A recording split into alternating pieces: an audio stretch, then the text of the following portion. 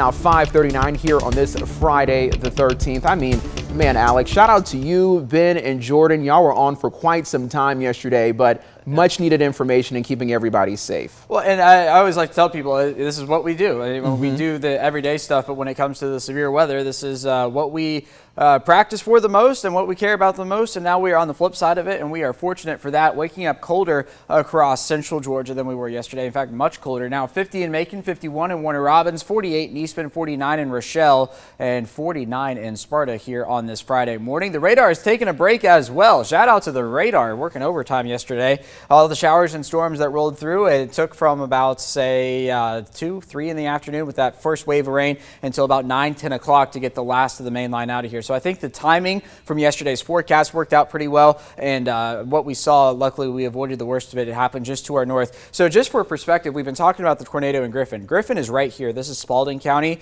and Monroe County is right here. It's only about 20 miles from the city of Forsyth. So that's how close it was to us here in central Georgia. So now the showers down off the Atlantic coast and moving away, and we are not going to be talking about those anymore. So through the day today, temperatures actually hanging out in the 40s. It's warmer right now outside than what it's going to feel like later on this afternoon. 45 in Macon there, right around 6. Into the 30s tonight. We'll take a look at the wind chills in just a moment, but those 30s not telling the whole story. Back to 50 tomorrow afternoon. No weather concern for your Saturday, just on the cooler side of things. And then for Sunday morning, temperatures down below freezing. Now, the feels like temperatures, this is what's going to matter here. So through the day today, here we are at 11 a.m. Feels like 35 in Forsyth, 37 in Macon, 38 in Warner Robins. Certainly going to want to grab a jacket, maybe 2, as you head to work and school this morning. And then during the afternoon, we're going to feel like the 30s through the majority of the day.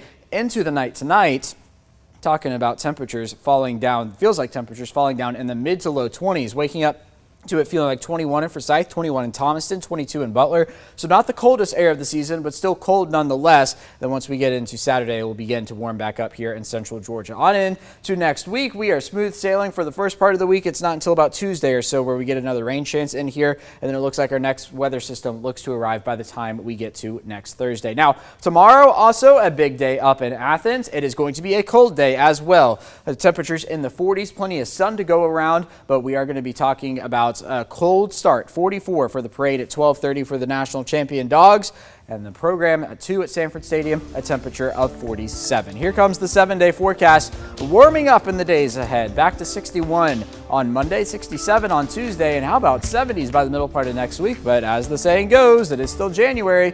When we have 70s, there's a price to pay. We'll do that on Thursday with more storms.